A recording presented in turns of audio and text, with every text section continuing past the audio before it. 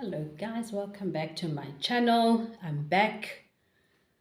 The chickens are coming home to roost. Inkukhu ziyabuya ekhaya zizozalela. Mazize nizinike ubushushu zizozalela. Okay.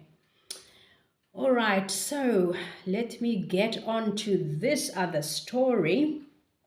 So where do I start with this story? So earlier, round about this year, April, I told you guys about my tumultuous, yes, relationship with my mother. NgesiZulu, it's a fucked up relationship. Okay, right. Oh, was that French? Whatever. Okay. Do yourself a favor, go listen.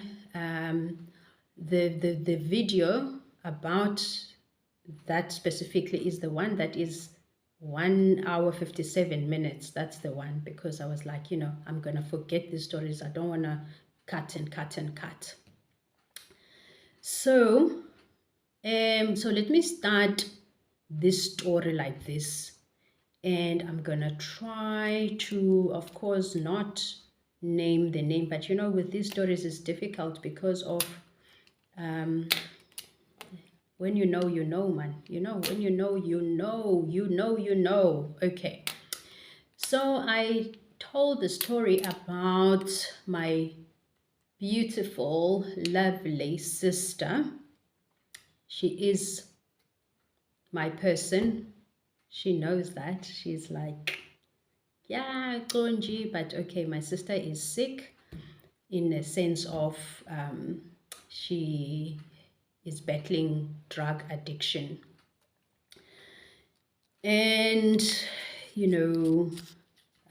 obviously, drug addiction, there's so many facets to it. Bottom line is that I understand it to be that she is not well. Okay. Now, long story short, maybe one day I'll get into that story. But, the story I want to really get to is when my sister's got a child. So my mom was staying with the child because obviously my sister is just not there. Up and down, her main priority is the drugs. I mean, everyone understands. Okay. So, she's been doing things and, she gets into trouble, run in with the police and stuff like this. This is the life of drug abuse and all of this. Okay. So eventually, my mother decides, okay, no, she can't anymore keep my sister's child because, she's just too much for her. And then, this was such a beautiful story actually, because, it was, for me, it was like, it was, I felt like God was involved in this story. I tell you why. Because, I would never, obviously my husband knew my sister has drug addiction, blah, blah, blah, but it was something that is like there, distant, whatever, And as much as deep down, because that is exactly what I wanted, I so wanted to take this child to, to raise her, as my own. Not as my own, but like to take her out of the situation, right? But then, I had this thing, I didn't want to burden my husband about my family problems, So I never said a word to him. I never said a word to him about it. if we were talking about, maybe I heard a story that my sister did this, I mean, I would just tell him, but like that's where it ended.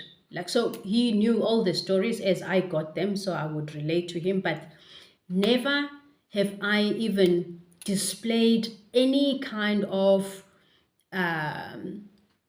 wanting to take the child. Never. But in my heart, I did. And that is why I say God knows your heart, right? And so one day we were, it was 2010 World Cup. And remember, there was that song, Make the Circle Bigger. There was that song. So my husband was at the washing line.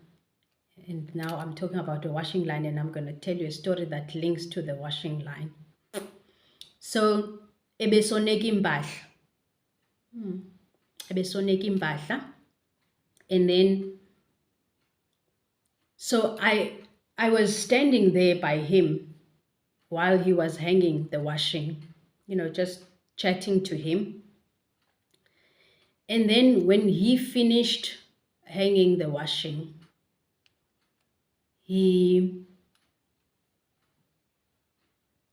placed his hands on me and he said to me, we must make the circle bigger. You must know that he said no other words, and we were not talking about my sister or anything like that, but when he said make the circle bigger, because I believe God was in that moment, he was talking, he was speaking. And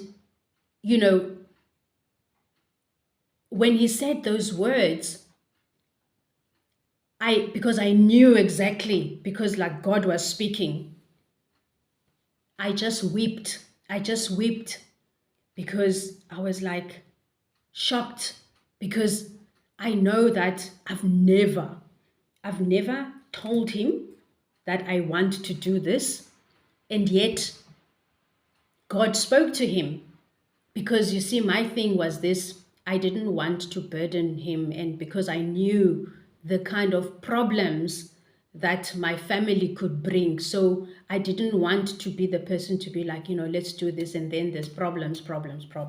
Okay, so now it was great because God spoke to him, and so he came to me. It's like I said yes, and you know what, it was a matter of seconds.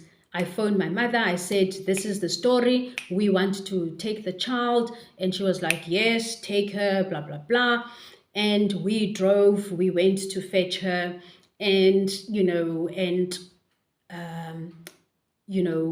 I explained, of course, we explained to my mother the rules of engagement and the fact that, we want now this child to stay with us. And so we're going to bring her up as part of our family, and so that we want boundaries drawn. We don't want this hana up and down stories going to this and then the main boundary was that my sister will not be allowed to come to our house. And we explained the story to say that because, my sister is a drug addict, and she, the nature of this illness, or this disease, is that she does steal, and she tends to be whatever. So, and I understand that to be not her, but the the aftermath of the drug addiction. So my mother agreed. I said, whenever you want to see the child, you are most welcome. You can come in any day, no problem.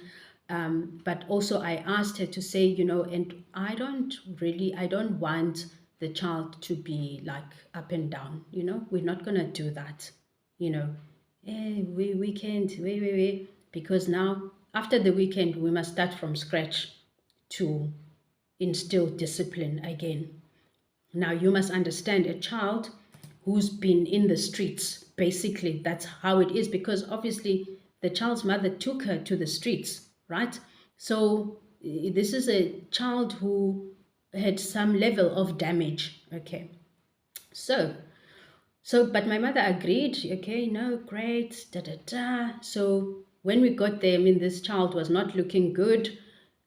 We immediately took her to Dr. Potgieter to check her out and da da da. And, she was not okay. She, gotten medication and whatever. Anyway, so we got home and, it was a tough few months.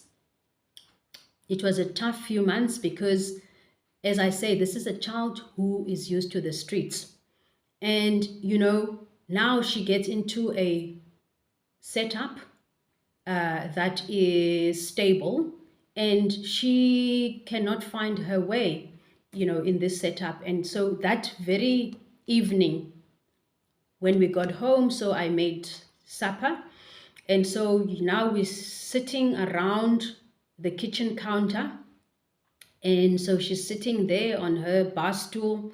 And then, now she, as we are, I'm busy now dishing, right? Everyone is sitting here, I'm dishing.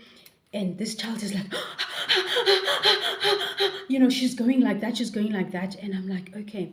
So, and basically she like hit the plate. The plate went and splattered on the roof, because, I believe that she, I don't know, she's in a strange setup, and she does not know these people. And also she does not know, this is a child maybe that had to fight for survival, in these drug dens where, these drug people, obviously when they eat, everybody fights for food. Maybe she's been in setups like that, because like every time it took us a long while to have her stable, and to understand that it's fine, it's okay, you're gonna get your food, and you have your place, this is your place in the kitchen, you sit here, this is where you eat your breakfast. And she had her routine. And because my husband was retired already at the time, and so, they had their own routine, because I was going to work every day. So I leave her with my husband. My husband is super good with children. And so, I mean, this girl was like my husband's, she was the apple of his eye. I mean, she had a routine, like she would have breakfast, and then then she has a bath, and then she would watch her programs. And then here by 11 o'clock it was like clockwork. So my husband would be taking a nap lying on our bed, and then she would come from her room, go tit, tit, tit, tit, tit, tit, tit, tit, and then she would stand there by the door, by my husband, and then she would go she would pretend she's crying. And then my husband would say, come lie by me. And then she would lie on top of my husband's chest, and she would just fall asleep like that. And now obviously the other children, my two children, were at school, so she was the only one at home. So wherever my husband went, she was there. She was just below 24 months at the time. And remember, at this time I'm a UNISA student, right? Now this child, now she's sleeping in my room, so I have her cot there. I have a cot for her, so she's sleeping there. And I'm like, now after supper, here by 8 o'clock, then I put her to bed. Then I start studying till like 2 o'clock in the morning, whatever. Now sometimes she doesn't want to sleep, so I have to battle to get her to sleep. But she was fine. And after that, she was sweet as pie, and she got into the routine and really just was part of us, and everything was good. I mean, to a point, initially we couldn't even go to restaurants because she would be going on and on and on. But eventually she was fine, and everything was good. Okay, so life is good. So my mother comes to visit her This one day she was with this other friend of my mom, just the two of them. They came to visit her, and this friend was like, oh my God, I cannot believe this is the same child. She is just like, I can't, she was in such awe and saying, oh my goodness, look at her, at that point, she was, even speaking another language, speaking English, and she was just happy. She was just happy, and really whatever, she was happy. So then the next thing that happened is that my mother came to my house. I told the story already. So my mother came to my house. So I was not at home. So my husband phones me to say, your mom is here, but, she's with your sister. So I'm like, no, but why would you bring my sister? Because she knows we've spoken about it. We have a rule that says my sister is not allowed to come to the house. And we've, given her the reasons why not. And she should understand that, she of all people. But my mother's just a troublemaker, really. That's who she is. She's a big troublemaker. So I said, I'm on my way. So I leave, I come home. I say to my mother, I don't understand. Why would you bring my sister here? Because we've explained to you, and now you put me in a cuck situation, because now I have to look my sister in the eye and tell her she's not welcomed in my house. But why are you making that my job? Because you should have done that. You should have told her, right? If you have any fucking backbone, right?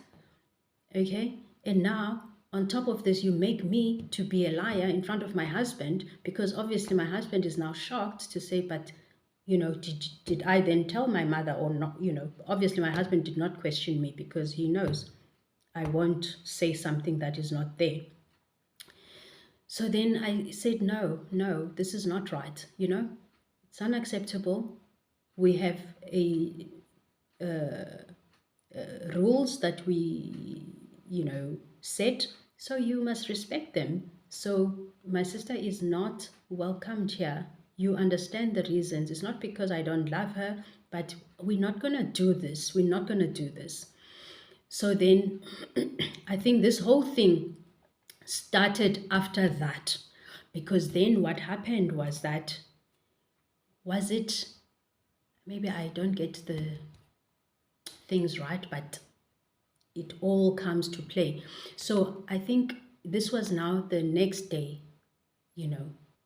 where my mother then she called my husband. She called my husband. I was at work. So she calls my husband to say she would like the child to come home to her house for the weekend, because she must bond with my sister. She wants the child to spend time with my sister, to bond. So now my husband at this point, he has not spoken to me. It's just a conversation with my mother. So my husband says to her, I don't think Tembisa will agree to that. Because obviously he knows we've spoken about this, you know what I mean? So that is why my husband knows exactly what my reaction is going to be. So my husband says, okay, well, let me speak to her. Let me speak to Tembisa and hear what she says. But best bet, she's not going to fall for this. But anyway, so my husband phones me. And he tells me, your mom says da da da. I said, but that can't happen, because what the hell? What are you talking about? Bonding. What bullshit is this? Bonding. What bonding? What? Oh, because she says, because my sister is going to Joburg, so now she needs to bond with her child. I said, that's fucked up, man. There's no fucking bonding that's going to happen, okay? Because when was she bonding? When she's busy prowling for drugs? That's not bullshit, no. So then I phoned my mother, and I said, I hear my husband is telling me that you say da da da, you want this child. I said, but have we not spoken about this though? I mean, I say, why is bonding all of a sudden so important to the extent that we must break the rules that we set? No, I said, I stand by the rules that we made, and that this child is not going to be shoved from pillar to post, amongst this nonsense that is happening. So no, the answer is no. I don't agree with this. So she was like, oh yeah, hey, yeah.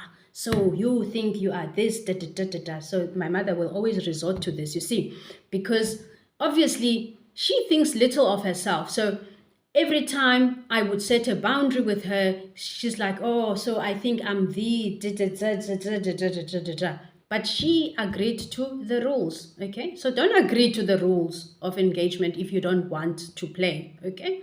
So she then does this thing all the time. So I said, okay, look, at the end of the day, I have no claim to this child, okay? It's your child. So if you want to insist against what I'm saying, so it's fine. You can take your child, but let me tell you, when you take her, you do not bring her back here. Do you get it? Because you're not going to do that to me. Like, I'm not going to accept that, okay? So that's fine. You take her, but rest assured you don't bring her back, all right?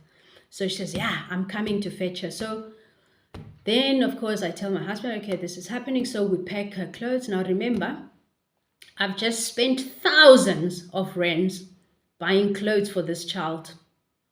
So anyway, I pack all the clothes. She came in the evening, fetched the child. I mean, everyone is talking to her because remember, she's ripping literally this child off our hands.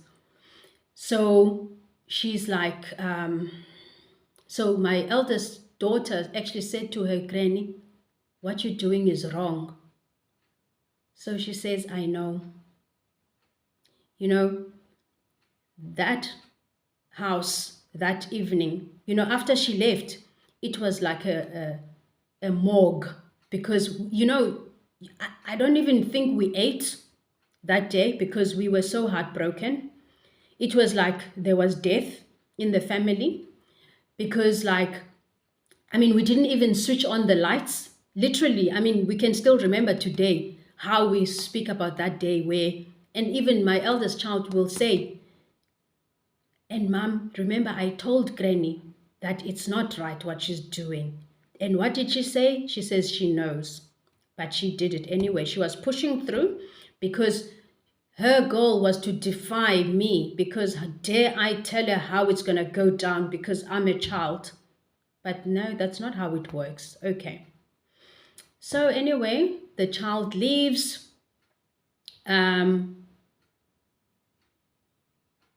Oh, wait, no, I'm skipping something very important. So remember when she's phoning me yesterday, we're having this conversation, then she's telling me, the child needs to bond with the mother because the mother is going to Joburg. But where is she going to Joburg? She's going to one of our cousins and she's going to look after, like she's going to babysit my cousin's children.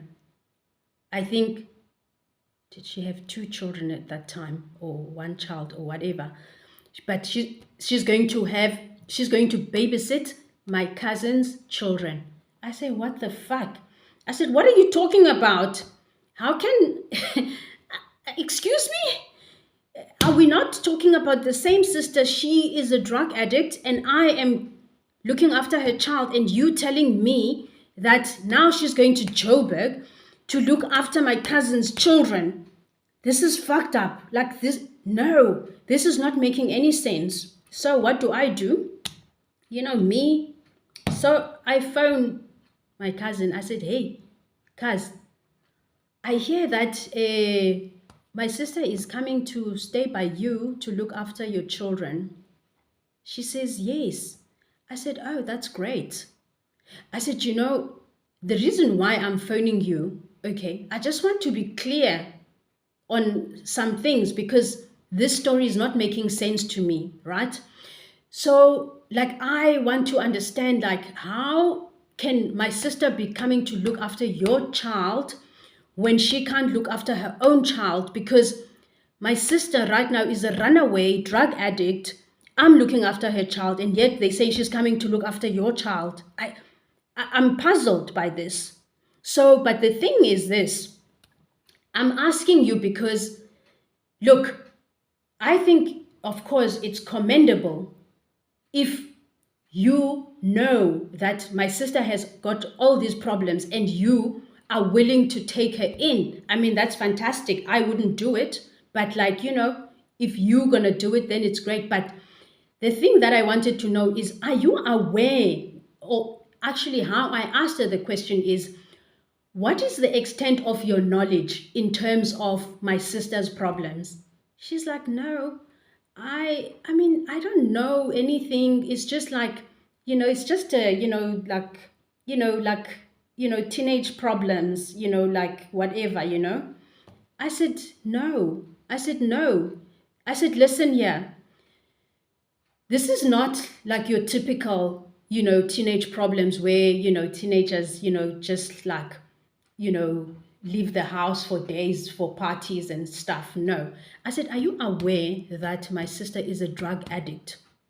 And that means that, remember, I am keeping her child. I'm looking after her child. Now she's coming to look after your child. Now, I don't understand. So at which point do you think she's not going to leave your children, lock them in the house, and go and look for drugs?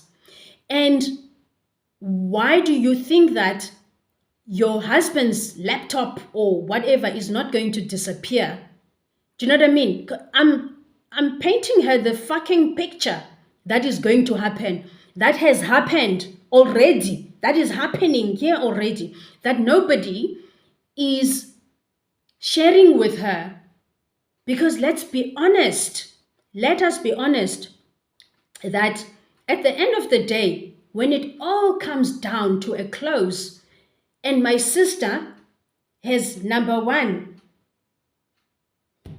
dare I say this, okay, because she's a beautiful, look at me. But she's pretty. She's a girl, I said, you don't do this like willingly. I mean, I'm not saying anything about your husband, but the thing is, like, you don't put yourself in this situation.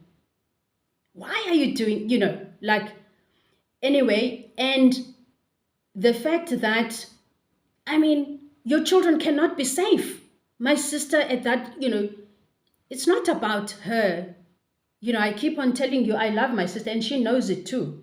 But the truth is the truth. This is her caliber. That's what she does. She has stolen my mother dry, everything. That is what she does. So the thing is that I'm asking, why are you unleashing your child to somebody else? Because this child of yours has got problems. Do you care nothing for this girl, this cousin? You are willing to send her to the dogs just so that you can be calm and live in peace. I say, that's not fair.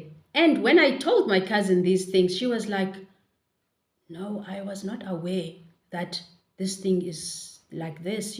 I just really, because obviously she does not live here and she never hears all the stories, but like, she was like, no, I was really not aware. And I now she was scared, right? So, of course, obviously she made the phone calls and told them that, this, Tembisa told me this. And I suppose, the stories they told is that, man, Tembisa is just a fucking bitch. And she just I don't know, what do they say? I mean, they must have taken a whole lot of smack, whatever it is. And eventually my sister did go. They obviously, the hate Tembisa campaign was greater than the truth. So she ended up there, but I mean, I don't know the stories, what happened, but she didn't last. And of course, they won't tell me, the stories as to why, because obviously it's like an aha moment where it's going to be like, I told you so. You know what I mean? So I never actually got that story as to what happened, but I know that she didn't even last that long there. She came back, but I don't know. I don't get to know what actually happened. Why did they send her back? But I think later on, when my mother and I were speaking, she made mention of, my sister had a case here in Cape Town, so she had to come back. But I think that's a lie. She's just like trying to cover up, because now it's a matter of, you know, now I'm gonna say, but I told you so. I was right or whatever. Because my mother will always say, oh, Miss Always Right. She hates that. But I'll tell you the truth, because I see, it's not rocket science. Like, this is going to happen, like you want it to happen. You know what I mean? So, but anyway, long story short, they now took the child. Now she's stuck with the child, and my sister is there, and now she's back to Cape Town. So later on, I get to know that, because, somebody in the street, because that's the street where I grew up. So I know people. So, and they know the story that this child was living with me. Excuse me. And now this child, they saw this child being neglected, not being looked after. So this person phoned me to say, yeah, this child was like walking on the street, no nappies, naked. And so when this person went to check what's going on, there was nobody in the house. This child was alone. So this person took the child, bathed the child. So this person is like a family friend. So, they know the workings of our home. So they went in there and took clothes and went to their house, bathed the child, fed the child. So this was the story, how this child now was being treated. After my mother took the child from me, the child that was safe, the child that was happy. And then later on, man, it was not even 2 months, the child has left my home. This same person, no, not the same person. Actually, no, it's not. It's my aunt and my other cousin. Yeah, it's my aunt and my other cousin. They phoning me. Listen to this. They phoning me because now they know that I was the one who, now listen to this story. They know that I was the one who looked after this child, and they know that what happened to this child was a travesty. But these adult people, they cannot do the right thing and call out my mother and say, you are bloody selfish woman to have taken this child from Utembisa, because this child was well looked after, and now look at this child. But anyway, the reason why they phoned me was that my aunt was telling me that they were in the house, so this child was left there because this was a regular occurrence. Remember this first story, that this other person, the child was neglected. Now my aunt and, they came into the house. The child was alone in the house, soiled in her unchanged nappies. So now they saw this child neglected there. So my cousin was, I don't know whether it was my cousin or my aunt, but they were both there. So they were changing this child's nappy. And so, as you wipe the child, this child was, screaming with pain, and screaming with pain. So they were so scared, because now they start, to look at the child. This is a girl child. Remember, the child was left there alone. So they obviously do their checks, whatever they were checking, but they phoned me to say to me the child was allegedly raped. So of course I jump and I drive there, and I took the child to the police station. Now, obviously, your question would be, where's your mother? My mother, I don't know where she is, because she's not there. And at that time, we were not on speaking terms. And the question you should ask as well, why are they phoning me? Why are they not phoning my mother? You ask yourself these questions because these fucking bitches, they'll be pretending that I'm the fucking problem, whereas I'm not. Ask the questions. So no, they phoned me. Allegedly, the child was raped. So I take the child to the police station. I think this police brought me home at 2 o'clock in the morning or something, because I was there, Guguletu police station. Then they sent me to Red Cross Children's Hospital to have this child checked by a district surgeon. And then, of course, when you get there, you have to speak to the social workers. So I had an interview with the social workers. Long story short, obviously they would also then interview my mother, because I actually told the social workers the whole full story of this, how this child was with me, they took this child, and I told them, I said, look, this is a fucked up situation, I don't want no part of it no more. So I think the only best thing to do with this child, because clearly she's now neglected, so take her to foster care, because I don't see any other way with her, because I was not good enough to take care of her. So, of course, the social workers are now interviewing my mother. And I believe apparently my mother lied and said, oh, they can't believe a word I say because I'm a drunk and all of this shit.